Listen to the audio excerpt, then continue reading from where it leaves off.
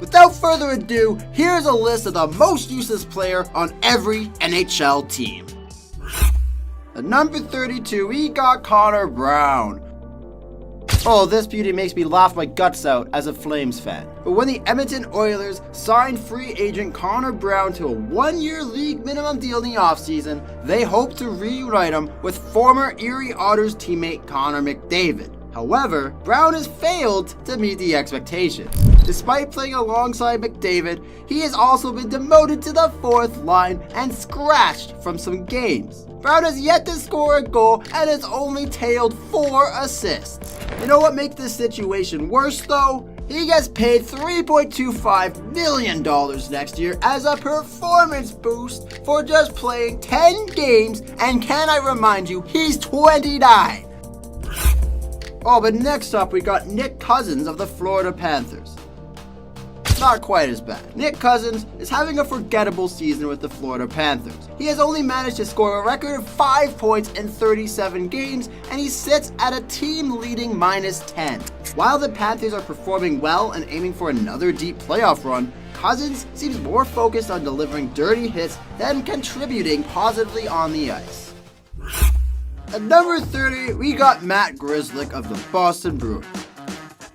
Now, strong performance despite key players like Patrice Bergeron and David Krejci retiring. With a top-tier goaltending tandem in Swayman and Ullmark, along with the perennial Rocket Richard Trophy favorite in David Pastrnak, Boston Bruins currently lead the Eastern Conference. While Jake DeBrusk was previously a candidate for disappointment, he's been improving recently. Enter Matt Grzelcyk, who, like DeBrusk, is also due for a new contract next season. The 30-year-old defenseman started the year slowly with just 1 point in 20 games, but he has since recorded 7 points.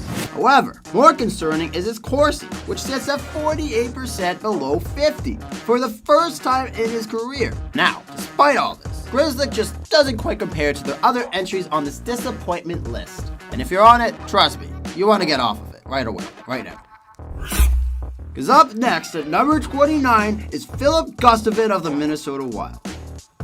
Now, Philip Gustafsson looked like a standout goaltender for the Minnesota Wild last season, after they acquired him from Ottawa Senators in exchange for Cam Talbot, okay? However, after posting impressive numbers in his previous seasons, Gustafsson has struggled significantly this year.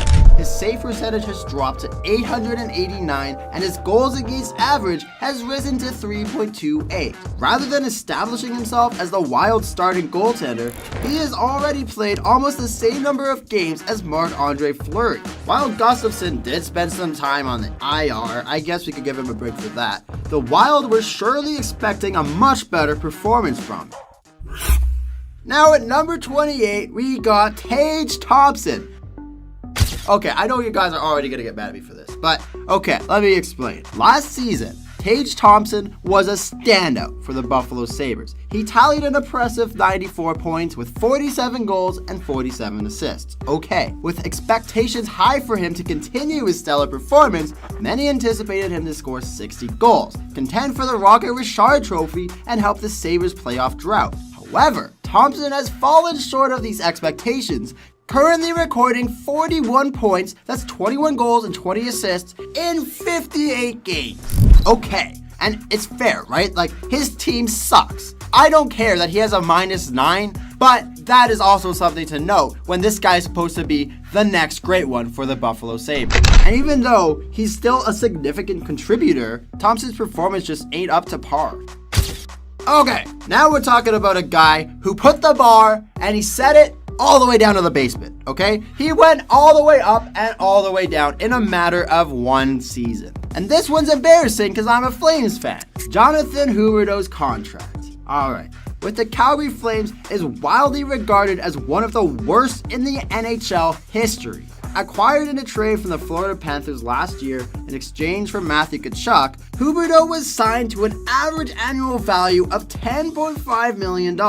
While his final season with the Panthers saw him totally impressive at 115 points, his first season with the Flames was absolutely lackluster. He only managed to get 55 points. That's 115 down to 55. Come on.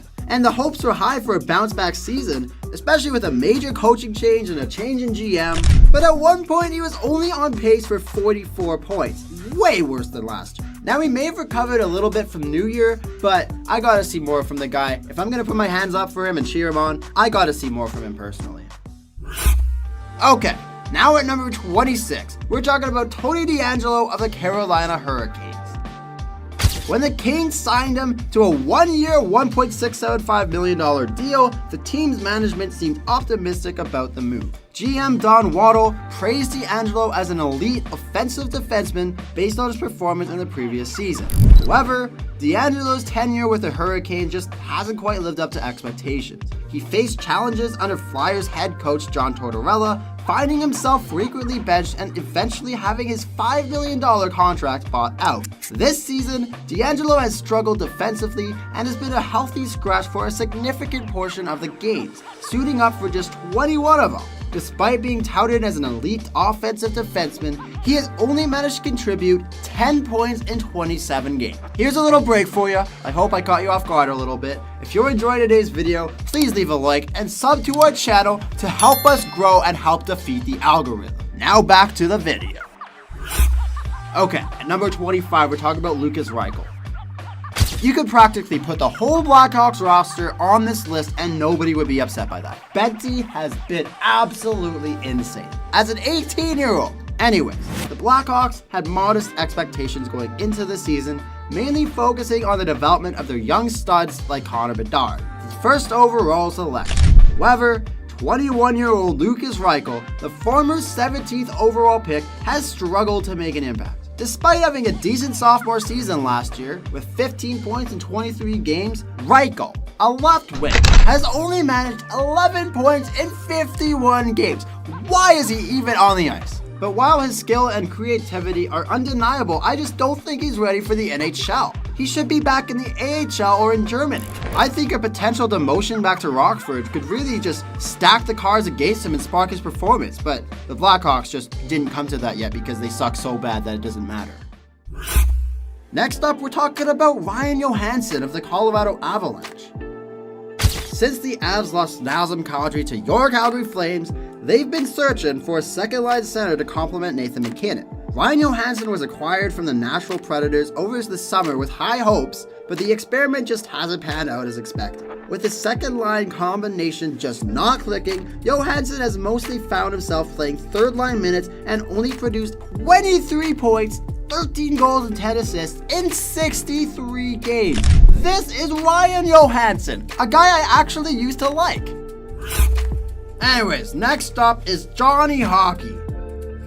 Or could I just call him the Columbus Blue Jackets bust? I remember when I was so mad when he left the Flames and I thought that we were gonna lose a big piece of our core. And we did. But if he didn't leave, would we really have missed all that much? Johnny signed a 7-year deal with an AAV of $9.75 million, which, again, honestly sounds like a fair price for a guy that can score over 100 points a season, and he's done it multiple times. But after joining the Blue Jackets, Gaudreau has experienced declines across the board. Currently, he's got 50 points in 68 games with 11 goals and 39 assists, also minus 19.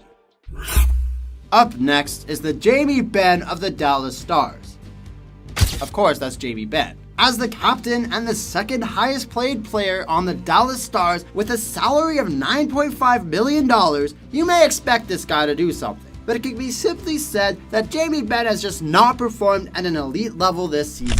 With the arrival of Matt Dulon and the continued growth of Wyatt Johnson in the Stars' top 6, Benn has just been relegated to the third line. This is a significant change from the 22-23 season, where Benn tallied 33 goals and 45 assists for 78 points. Benn right now has 45 points in 69 games with 12 goals and 33 assists. His decline in performance has also affected the Stars' power play, which has dropped from being a top 5 last season to 13th after the All-Star break. At 34 years old, I start to wonder, is Father Time catching up to Jamie Benn? Or will he continue to be a dynamic force for the Stars past the 24-25 season?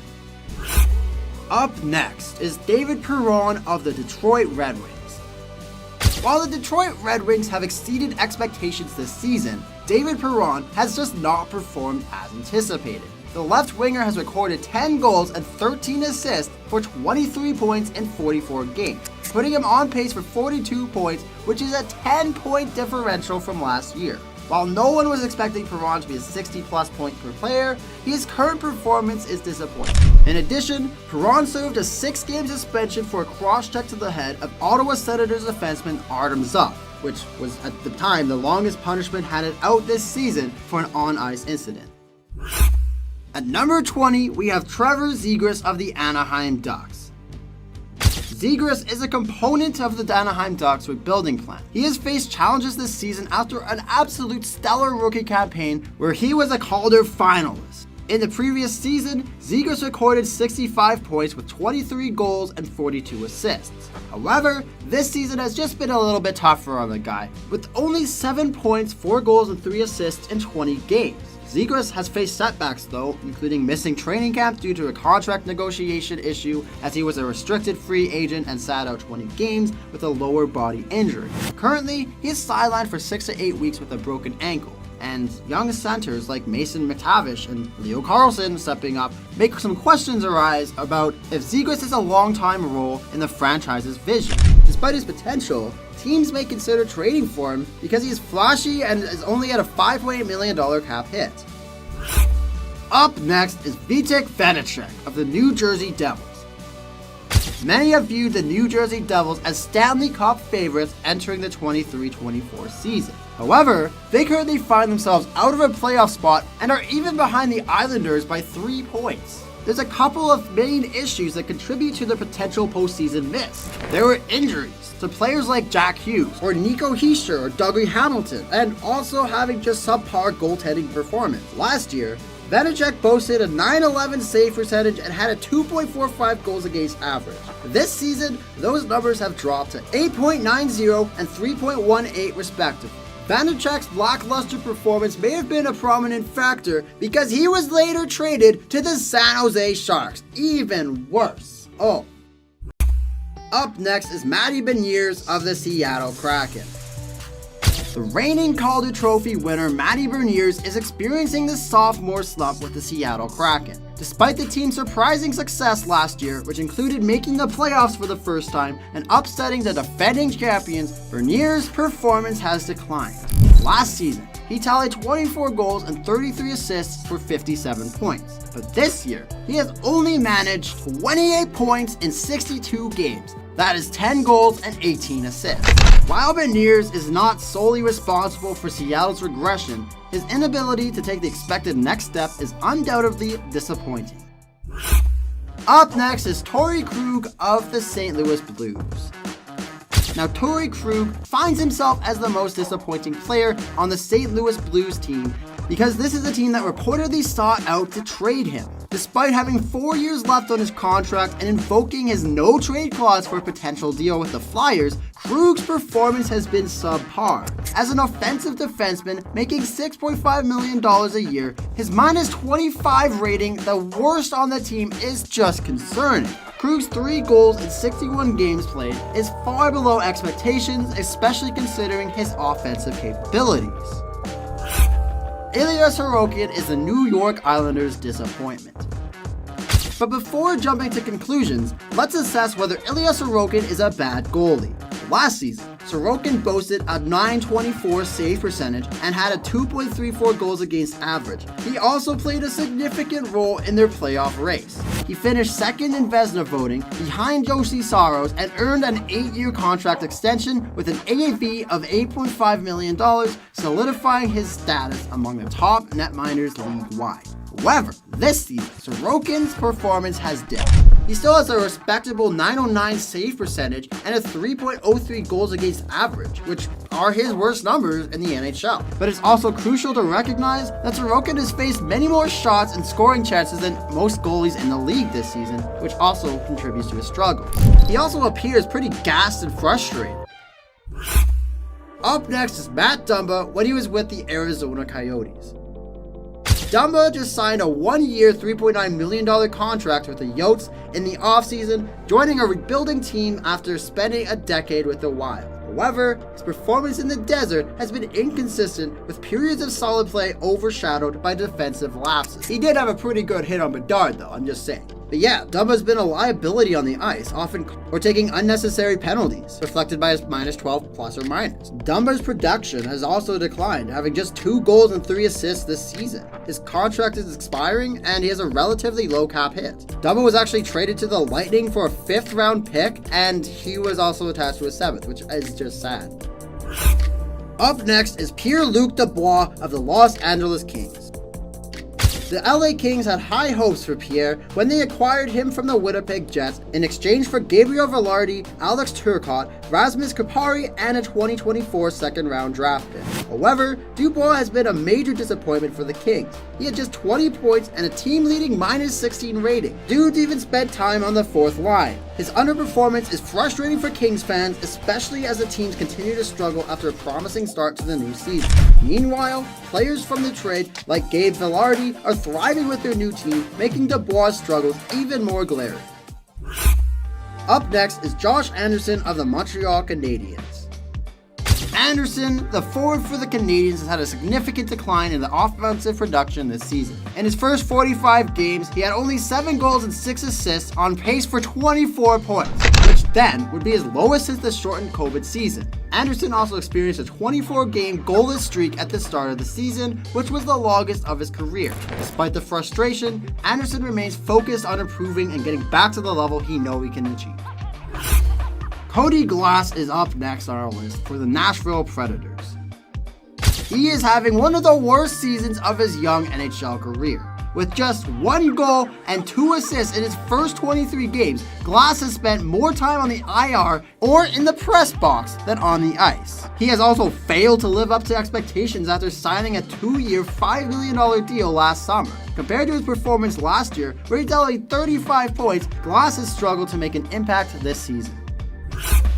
Now we know he's getting older, but he's still Alex Ovechkin at the end of the day. I don't know if he's going to catch Gretzky, but it's going to be damn close. But yeah, this season, especially at the start, he had a horrible decline in the production. He had just 9 goals in his first 44 games and was on pace for the lowest goal total in his career. And his decline raises questions about the impact of age on his performance and his ability to surpass Gretzky's record. Up next is Logan Stanley of the Winnipeg Jets. He's a defenseman in the league that has struggled to secure a spot on the team's lineup, but he was a first-round pick. Stanley had played only 7 games and failed to register a point. Additionally, he's been a healthy scratch since December 12th, indicating challenges in earning consistent playing time with the Jets. Despite his desire for a trade, Stanley remains with the team. He's likely going to be a depth defenseman for the foreseeable future. For more NHL content, click the video on the screen to watch more. But before you go, leave a like and subscribe to our channel. Let us know in the comments, who do you think holds the title for the most useless player in the history of every NHL team? And what characteristics or moments do you believe earned them the notorious distinction? Kaapo Kakko was the 2nd overall pick back in 2019, and unfortunately this season has been marred by injuries. He's only suited up for 47 games in which he scored 14 points. It's just a stark comparison compared to last season where he had 40 points and without missing a single game. It's even possible that he's going to be traded this offseason because his cap hit is $2.1 million, and I can bet you some teams want him. Before moving on with the video, leave a like and subscribe to catch our latest content and help our channel. Joonas Korpisalo of the Ottawa Senators. The Sens goaltending situation has been unstable since parting ways with Craig Anderson at the end of the 2019-20 season. In an attempt to address the issue, the Senators agreed to sign Korpisalo to a 5-year contract with an AAV of $4 million. However, Korpisalo's performance has fallen short of expectations. In his first 33 games played, Korpisalo had a disappointing .888 save percentage and a high of 3.38 goals against average. This lackluster performance has had many Senators fans angry, giving him the nickname 4 Paulo. And one of the most concerning statistics is Korpisala's ranking is dead last in the entire league in goals saved above expected. He has a troubling minus 13. While Korpisala was shown flashes of brilliance on some nights, there's many occasions where he lets in goals that could be described as absolute muffins from a distance, highlighting his inconsistency. Noah Cates of the Philadelphia Flyers is the most disappointing player on the team. While the Flyers have exceeded expectations this season, Noah Cates has struggled to make an impact. The left winger has only had 13 points in 46 games played, with 3 goals and 10 assists. And even that is a drop from last year where he had 25 assists and 13 goals in 82 games. Unfortunately, Cates' struggles were compounded by a broken foot, further hindering his ability to contribute onto the ice. Up next is Erik Karlsson of the Pittsburgh Penguins. Erik Karlsson, number 65 for the Pens, hasn't replicated his Norris Trophy winning performance from the previous season. Although absolutely no one expected him to repeat his exceptional 101-point campaign at this stage in his career, there are concerns about his contribution to the team's power play. Despite being on pace for 60 points, Karlsson just hasn't meshed as well with the group as anticipated by GM Kyle Dubas. Pens specifically want Karlsson to utilize his skating more and rely less on stretch passes and dumping the puck during the power play opportunity. Up next for the San Jose Sharks is Anthony Duclair. Again, they're a team that you could have pretty much anybody on this list and that would be fine. But his tenure with the San Jose Sharks has not gone as expected since being acquired from the Panthers in a cap dump move. Despite putting up 58 points with the Panthers and making significant contributions during the trip to the Stanley Cup Final, Duclair has struggled with the Sharks. Now on the Lightning, Duclair has 31 points in 59 games played with 18 goals and 13 assists. And earlier in the season, his performance was concerning enough to result in a healthy scratch described by his head coach David Quinn as a reset. On to Andrei Vasilevskiy of the Tampa Bay Lightning. The Lightning are no longer the dominant force that they once were, and Andrei Vasilevskiy's performance is a contributing factor. Missing training camp at the start of the season due to surgery hasn't helped his situation either. For the first time in his career, Vasilevskiy's save percentage has dipped below 900, sitting at 899. In terms of goals saved above expected, he ranks 25th among goalies who have played at least 20 games, indicating a decline in his ability to steal games for his squad. The pick out of the hat for the Toronto Maple Leafs is Ilya Samsonov. Underneath the intense scrutiny faced by goaltenders for the Maple Leafs, Ilya Samsonov has struggled to meet expectations. For instance, his first 13 games, Samsonov posted career worst numbers with an .862 save percentage and a 3.94 goals against average. He led Toronto to waive him and send him down to the AHL. Although he has returned to the NHL and has shown improvement, he still ranks 4th worst in goals saved above expected. To solidify his position in Toronto's crease, Samsonov will need to perform at a much higher level for the remainder of the season. For Vancouver, we're just talking about Andrei Kuzmenko, who is now a Calgary Flame. At the time of recording, he had recorded just 8 goals and 21 points in 43 games for the Canucks. This performance was a significant departure from his previous season, where he had a standout year despite having a very high shooting percentage and a lot of prior success. The Canucks then made the decision to move on from Kuzmenko and recognized him as one of the most disappointing players they've had. This trade provided him with a fresh start, while Vancouver replaced him with Elias Lindholm. Last but not least, or in this case maybe, Brett Howden of the Vegas Golden Knights. Brett Howden, a member of the Vegas Golden Knights, has faced challenges in contributing to the team's depth scoring. Despite matching his point total from a previous season in fewer games played, Howden has struggled defensively, sporting a -7 rating. Additionally, he holds the worst Corsi on the team at 40% and a concerning on-ice goal differential of -5.